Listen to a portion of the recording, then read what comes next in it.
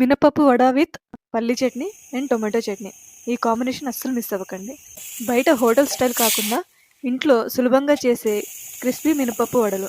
ముందుగా మినపప్పు నీళ్ళలో బాగా కడిగి రాత్రంతా నానబెట్టుకోవాలి. పప్పు బాగా నానితేనే వడలు లోపల మెత్తగా బయట క్రిస్పీగా వస్తాయి. పప్పు నానబెట్టే టైంని బట్టే వడ క్వాలిటీ కూడా ఉంటుంది.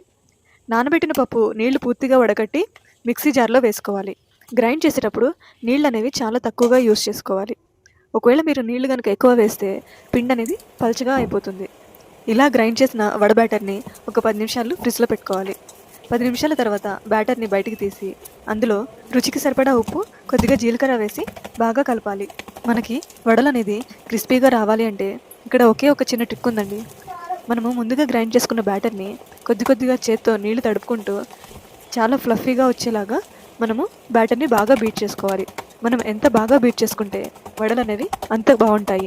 మనకి ఫ్లఫీగా ఉందా లేదా అనేది ఎట్లా తెలుస్తుంది అంటే, బీట్ చేసిన బ్యాటర్ని వాటర్లో వేస్తే అది ఇట్లా చక్కగా పైకి తేలుతుంది. అలా పైకి తేలిందంటే మన బ్యాటర్ అనేది రెడీ అయిపోయినట్లే. చూసారా, వీడియోలో చూపించినట్టు చక్కగా పైకి తేలాలి. ఈ ట్రిక్ వల్లే వడలు అనేది స్పాంజీగా వస్తాయి.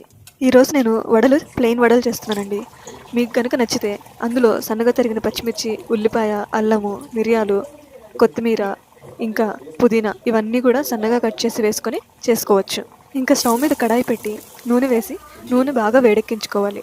తర్వాత చేతికి కొంచెం నీళ్లు రాసుకొని చిన్నగా బ్యాటర్ని బాల్స్ లాగా చేసుకొని వాటిని వడలాగా తట్టుకోవాలి.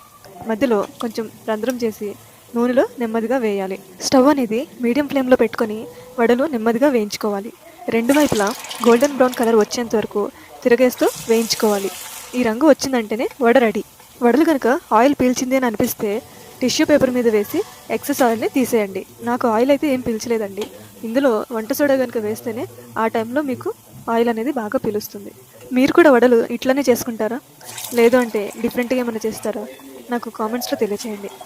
ఇంటి వంట అంటేనే ఇలాంటి సింపుల్ రెసిపీస్ కదా, తక్కువ పదార్థాలు కానీ ఎక్కువ సంతృప్తి. మీరు కూడా ఈ మినపప్పు వడలు చేసి పల్లి చట్నీ ఇంకా టొమాటో చట్నీ కాంబినేషన్తో ట్రై చేయండి. ఈ వీడియో నచ్చితే లైక్ చేసి షేర్ చేయండి. ఇంకా ఇలాంటి ఇంటి స్టైల్ రుచుల కోసం తెలుగు అరోమా కిచెన్ ఛానల్ని సబ్స్క్రైబ్ చేసుకోండి. Thank you.